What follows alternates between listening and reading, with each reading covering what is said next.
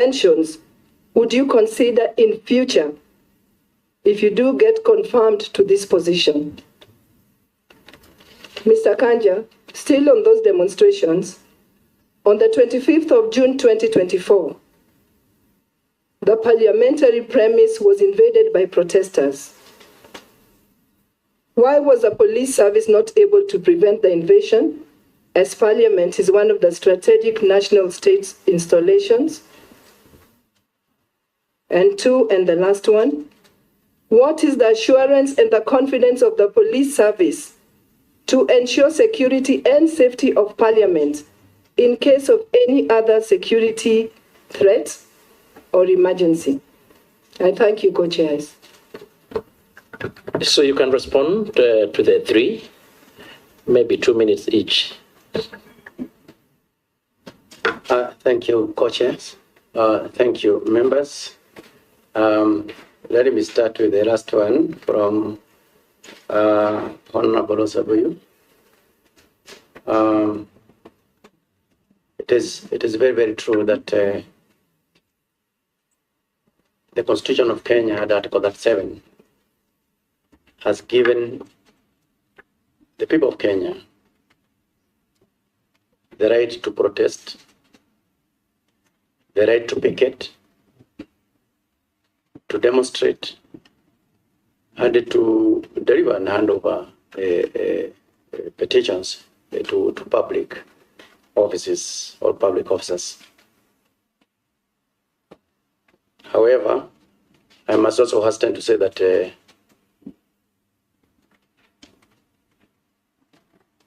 where one's rights ends, another right begins. So now, I would wish to say that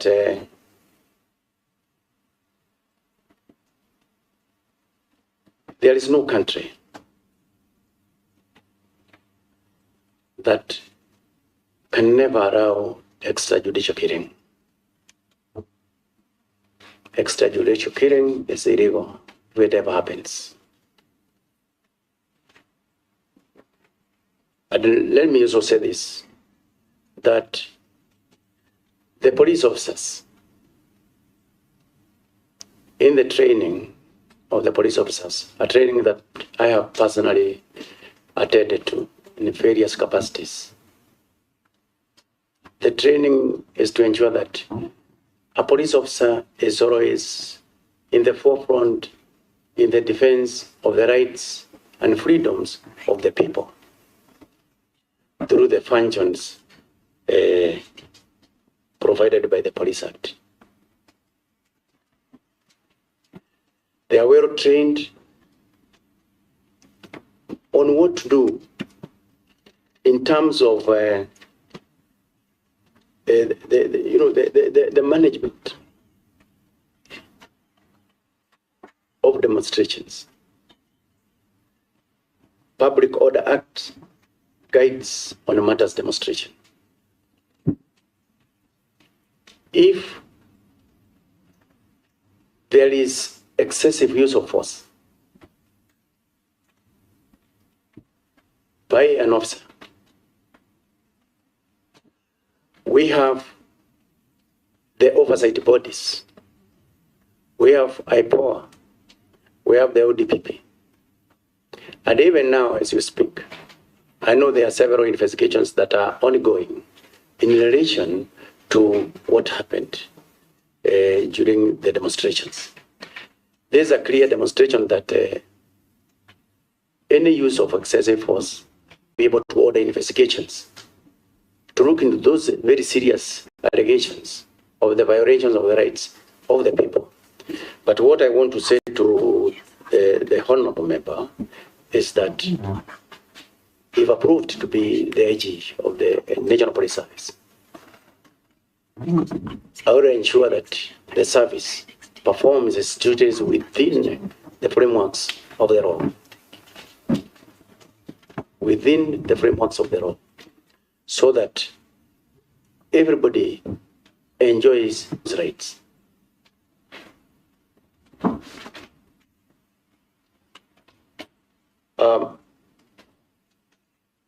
the security of Parliament.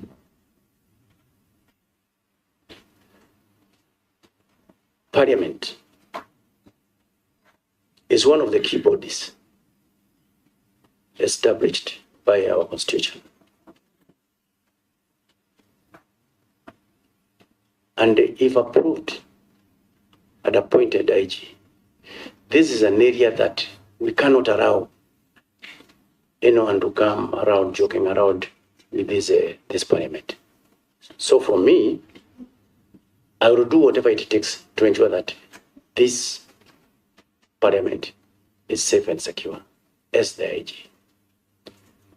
On matters security gaps, yes, there are gaps, and maybe let me start by saying that I must first of all appreciate the police officers for having operated under difficult circumstances, because our security, the security of the state, was in jeopardy, because the kind of demonstrations that we had, they had actually engulfed almost the entire country, overstretching the resources that are at our disposal. And the reason why, going forward, we still need to invest a lot in terms of ensuring that our officers are well trained. We continue training, continue getting the better equipment to manage some of these things. Training, as I said from the word go, is an area that I would like to run away with, because I do believe that trained officers is actually the direction to go, and we need to have a lot of investment in that direction. And then on matters, former IG had issues, that is had issues the National Police Service on matters promotion. Well, if approved. Just a minute, before you go there, on the 25th, the day not to remember, and the Speaker rightfully put it, the reports are when Parliament was invaded, and of course the City Hall was actually even banned, you didn't have water, cannons, or water, even actually fire extinguisher, fire engines.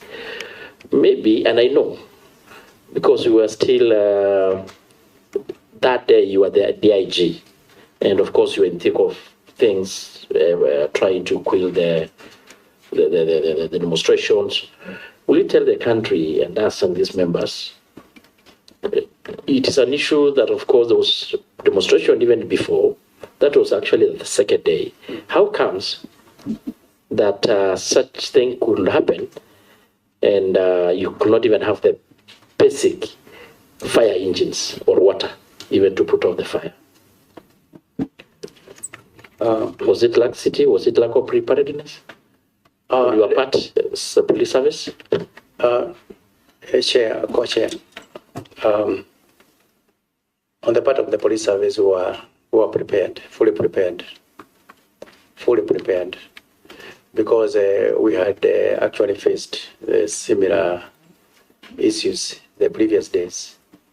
We were fully prepared, and despite the fact that the multitudes of the people who turned up, they were huge.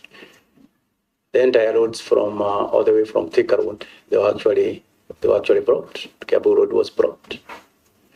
The Globe Roundabout was actually blocked, such that even for the water cannons to get water was also a challenge, because first of all you must do the clearance and then you'll be able to access. But what I would like to hasten to say is that from there are better preparations, and also the issue of the multi-agency support systems are there, and everybody is working for the benefit of everybody. Water is readily available, and we say that we are set for that. Thank you, Chair.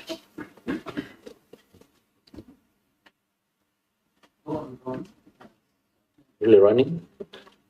Okay, on matters, there were matters that were raised about the former IG having issues with the National Police Service Commission on matters promotion. If I'm approved and appointed as the IG,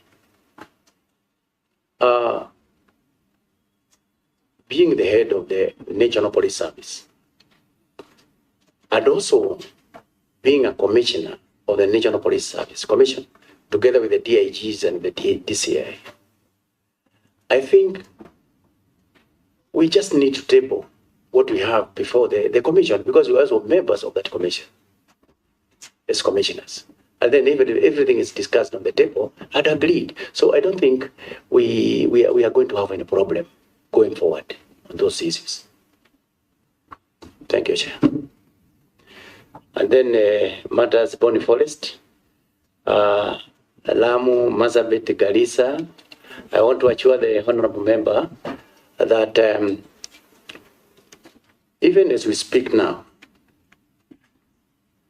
I'm aware that we have heavy deployments, highly trained officers are on deployment in the northeastern region, along the borders, all the way down to Boni, starting from border post 1 up to border post number 27 in the Lamu area. We have got heavy deployments inside the Boni Forest, and we will continue to do so, and continue even to facilitate those deployments so that they can be able to enhance their capabilities.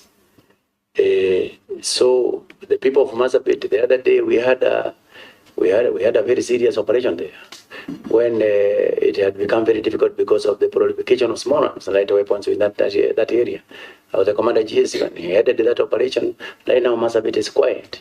So I want to assure the people from all those areas that if appointed approved and appointed IG, continue to invest more in those areas to ensure that our people are safe and secure. Thank you, Chair. On the Haiti question, yes, we have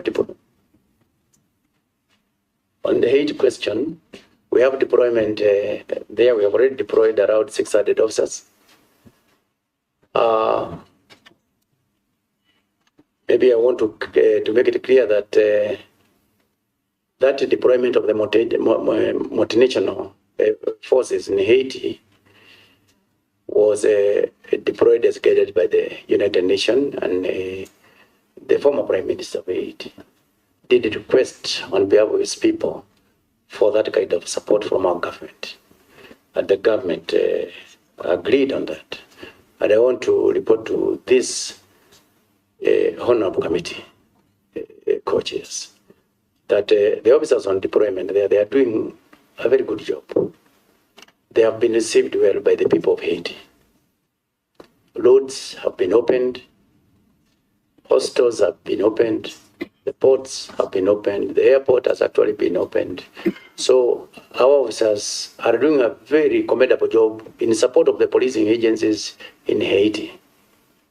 And number two, the support that the salaries, the kind of insurance they have there, all that is met by the United Nations. That's the kind of support, including the medical attentions that they normally get from time to time. That is supported by the United Nations. The benefits for the Kenyan people. Kenya, being amongst the nation of the world, we envisage a situation whereby we live in an environment that is secure and peaceful. And the same case applies even to the other countries. So the benefits are such that our people, when they are out there, our flag, the national flag, is flying high. Everybody in Haiti right now believes that the Kenyan forces are doing very well. And I believe at the end of the day, we, the people of Kenya, we will be the major beneficiaries once our mission there is the intentions are fully achieved. The Kenyan people will actually be the biggest beneficiaries, because we have deployed policing services elsewhere, including Somalia, including Sudan. We have police officers there, and all of them are doing a very, very, very commendable job. And also the kind of experiences that they are going to acquire when they are there is also going to be beneficial to the other officers here, because you'll also be able now to incorporate, train them how to deal with others from other nations. And those other important areas that you can be able to pick from them, they can also be calculated to our policing agencies here. So there are many benefits that you can be able to acquire and accrue from that deployment in Haiti.